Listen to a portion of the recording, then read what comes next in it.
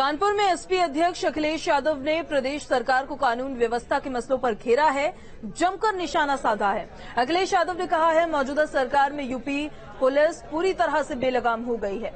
ये भी कहा कि दुनिया में ये पहला मामला होगा कि बलात्कार पीड़िता थाने में रिपोर्ट लिखाने गई, वहां भी उसके साथ रेप हो गया। और इतना भ्रष्टाचार कभी उत्तर प्रदेश की जनता ने नहीं देखा होगा जितना इस बार देखने को मिल रहा है। और पुलिस मनमर्जी कर रही है। और पुलिस क्यों ना मनमर्जी करे? अगर पुलिस से आप चुनाव जीतना चाहोगे, लोगों को परेशान कराना चाहोगे, बाद में वो मनमर्जी तो करेंगे। आप देखिए जिला पंचायत के चुनाव में क्या लूट हुई, एमएलसी के चुनाव में क्या नहीं दबाव बनाया गया। और आपके सामने घटना है ललितपुर की, एक पीड़िता जिसके साथ बलात्कार हुआ, वो अपनी फरियाद लेकर के आई, फिर बलात्कार हो गया उसके साथ। भाई दुनिया में ऐसी कहीं घटना हो सकती है? और तब वो घटना हो रही है जब बीजेपी की सरकार है। पुलिस कहानी बनाने में बहुत तेज है। कोई घटना होगी उसमें कहानी बना देंगे। इसलिए बेरोजगार, महंगाई और आपके पुलिस के कामकाज देख सकते हो। फेक इनकाउंटर में नंबर 1, कस्टोडियल डेथ में number 1, national human right commission से जो नोटिस मिलती है उसमें नंबर 1, महिला आयोग से जो नोटिस मिलती हैं पुलिस को नंबर 1, अपराधियों की सूची में जो चुनाव लड़े बीजेपी नंबर 1। समाजवादी पार्टी के वरिष्ठ नेता आजम खान की जमानत अर्जी पर इलाहाबाद हाईकोर्ट में सुनवाई हुई। दोनों पक्षों को सुनने के बाद कोर्ट ने अपना फैसला सुरक्षित रख लिया। अब 2 हफ्ते में कोर्ट का फैसला आएगा। इससे पहले 4 दिसंबर 2021 को भी मामले को लेकर जब सुनवाई हुई थी तो फैसले को सुरक्षित रख लिया गया था। पूरी जानकारी इस पर देंगे न्यूज स्टेट के संवाददाता मानवेंद्र प्रताप सिंह। देखिए सर। इलाहाबाद हाईकोर्ट ने आज आजम खान की जमानत याचिका पर सुनवाई करते हुए फैसला सुरक्षित कर लिया है और 2 हफ्ते का समय है इस फैसले को। कोर्ट ने कहा है कि 2 हफ्ते में उम्मीद है कि ये जजमेंट डिलीवर हो जाएगा, तो 2 हफ्ते में कोर्ट इस पूरे मामले पर फैसला सुनाएगा। सबसे बड़ी बात यह है कि आज 3 घंटे 3:45 से लेकर के और लगभग 6:45 बजे तक इस पूरे मामले पर बहस हुई है और उसके बाद कोर्ट ने फैसला सुरक्षित किया है। सबसे बड़ी बात यह है कि इसी मामले में 4 दिसंबर 2021 को एक बार पहले भी इसी जमानत याचिका पर इलाहाबाद हाईकोर्ट ने फैसला सुरक्षित किया था, लेकिन अभी इसके पहले की फैसला आता 28 अप्रैल 2022 को एक बार फिर स्टेट की तरफ से इंटरफेयर किया गया और ये कहा गया कि इस मामले में कुछ और तथ्य हैं वो कोर्ट के सामने रखना चाहते हैं। तो कोर्ट ने दोबारा इस मामले पर सुनवाई शुरू करी। आज 4 और 5 4 तारीख की डेट तय करी थी। 4 और 5 2 दिन की सुनवाई के बाद आज कोर्ट ने फैसला सुरक्षित कर लिया। जिस तरह से 71 मामलों में आजम खान को पहले ही जमानत मिल चुकी है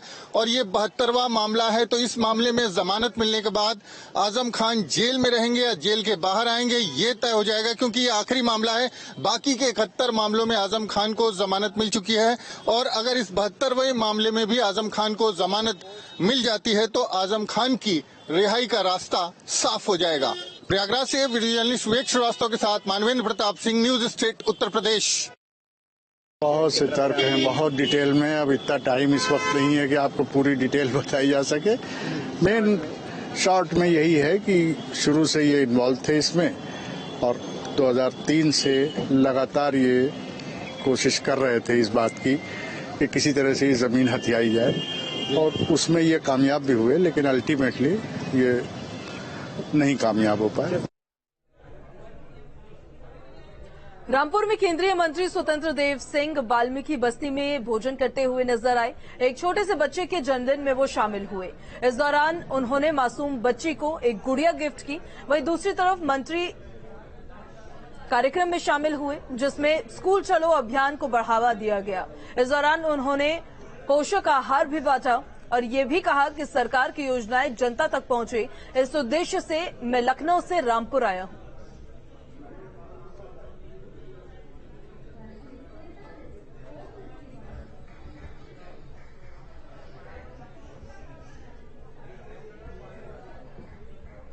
बीजेपी सांसद बृजभूषण शरण का बड़ा बयान सामने आया है। बृजभूषण सिंह ने राज ठाकरे को चुनौती दी है। राज ठाकरे को अयोध्या में घुसने नहीं दूंगा कहा है।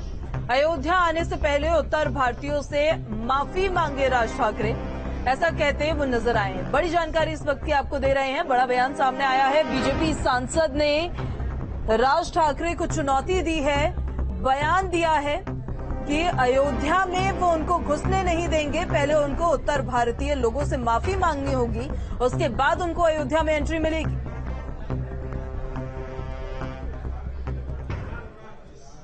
राज ठाकरे साहब अयोध्या आना चाहते हैं और ये देखा कि मुख्यमंत्री से वो मिलेंगे, तो मेरे मन को बड़ा क्षोभ हुआ और मैं कई दिन से सोच विचार कर रहा था। तो आज मैंने उसको ट्वीट किया कि जब तक वो उत्तर भारतीयों से सार्वजनिक तौर पर माफी न मांगे तब तक उनको अयोध्या नहीं आना चाहिए, और आएंगे तो मैं उनको घुसने नहीं दूंगा अयोध्या में। पहले वो माफी मांगे। और मैंने उत्तर प्रदेश के माननीय मुख्यमंत्री योगी जी आदित्यनाथ जी को, मतलब मैं सलाह देने की हैसियत में तो नहीं हूं, लेकिन जनभावना को देखते हुए मैंने निवेदन किया कि जब तक वो माफी नहीं मांगते सार्वजनिक रूप से उत्तर भारतीयों से, केवल उत्तर प्रदेश का सवाल नहीं है, तब तक योगी जी को नहीं मिलना चाहिए। अवैध निर्माणों पर बाबा का बुलडोजर लगातार एक्शन मोड में नजर आ रहा है। आज फिर अलीगढ़ विकास प्राधिकरण ने अवैध निर्माण कर बनाई गई 30 से 40 दुकानों के ऊपर बुलडोजर चलाया, उनको जमींदोज कर दिया। इन अवैध निर्माणों की अनुमानित कीमत 4 से 5 करोड़ रुपए बताई जा रही है। ये बिल्डिंग विकास प्राधिकरण की बिना मंजूरी के अवैध रूप से अतिक्रमण कर बनाई गई थी। इस बिल्डिंग को बनाने वाले को पहले भी चेतावनी दी गई थी। तो आज विकास प्राधिकरण ने नियम अनुसार अपनी कार्रवाई को अंजाम दिया है और इन दुकानों को देखिए किस तरह से जमींदोज कर दिया है।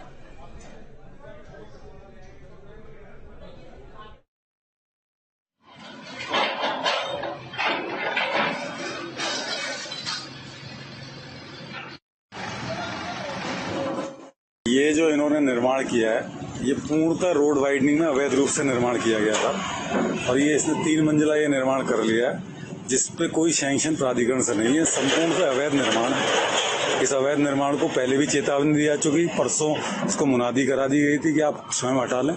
तो इसके लिए कि जिससे कि रोड वाइडनिंग के अंदर कोई चीज स्वीकृत नहीं हो सकती, वो निर्माण है, उसको तोड़ा जा रहा दस्ते का। चलिए खबरों में आगे बढ़ते हैं। ग्रेटर नोएडा पुलिस ने मेरठ में गैंगस्टर मामले को लेकर बड़ी कार्रवाई की है। बाइक बोर्ड घोटाले में फरार चल रहे आरोपी विनोद कुमार की संपत्ति को कुर्क कर लिया गया है, जिसकी कीमत करीबन 25 लाख रुपए बताई जा रही है। करोड़ों का बाइक बोर्ड घोटाला दादरी थाना इलाके में दरअसल हुआ था।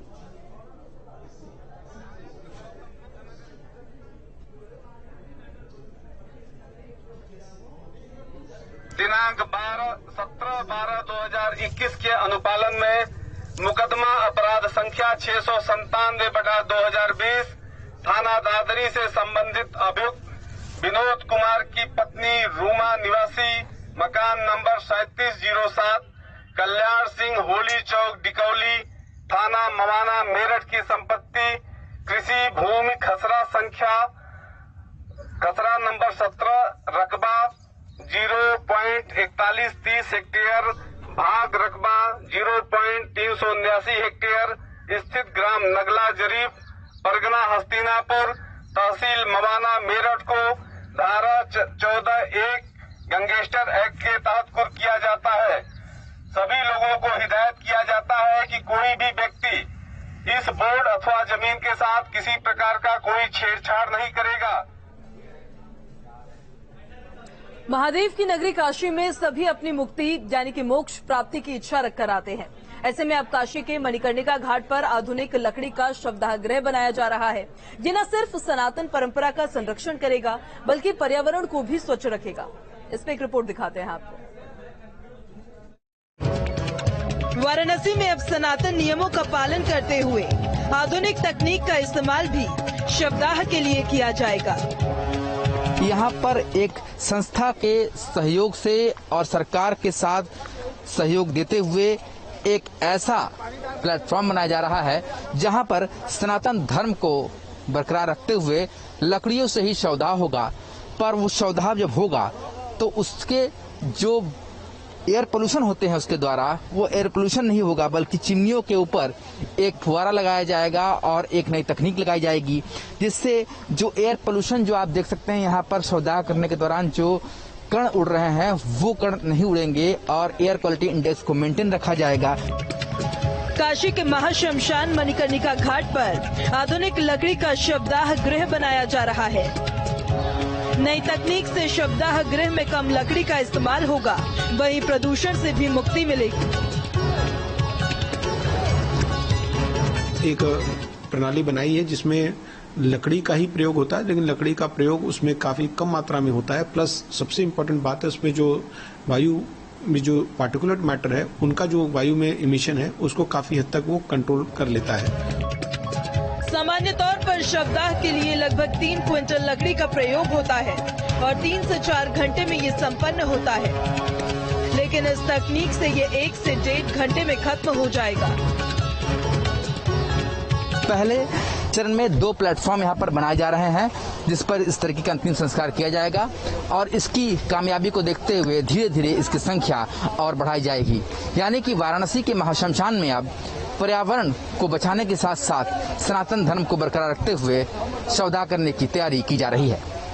वीडियो जर्नलिस्ट विपिन सिंह के साथ सुशांत मुखर्जी, न्यूज 8 वाराणसी। भगवान केदारनाथ की पंचमुखी चल विग्रह डोली केदारनाथ धाम पहुंच गई है। बाबा केदारनाथ के कपाट 6 मई को सुबह भक्तों के लिए खोल दिए जाएंगे। एक रिपोर्ट आपको दिखाते हैं।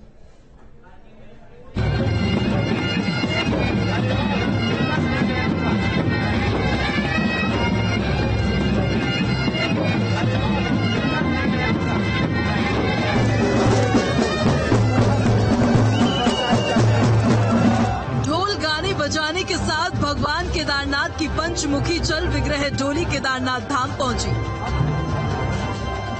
केदारनाथ मंदिर को 15 कुंटल रंग बिरंगे फूलों से सजाया गया है। बाबा केदार का धाम सजकर तैयार है और इंतजार है तो उस घड़ी का जब केदारनाथ धाम के कपाट भक्तों के लिए खोल दिए जाएंगे।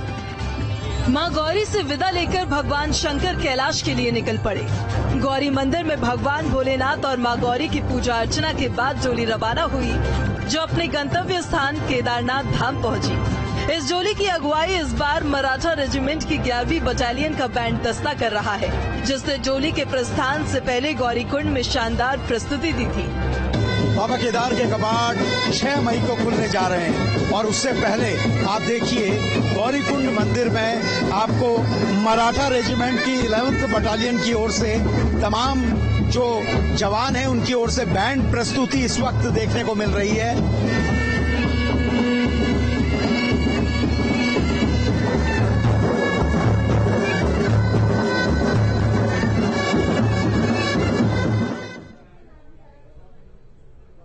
खबर 9 बजे में मेरे साथ अभी इतना ही। आप बने रहिए न्यूज़ 8 के साथ।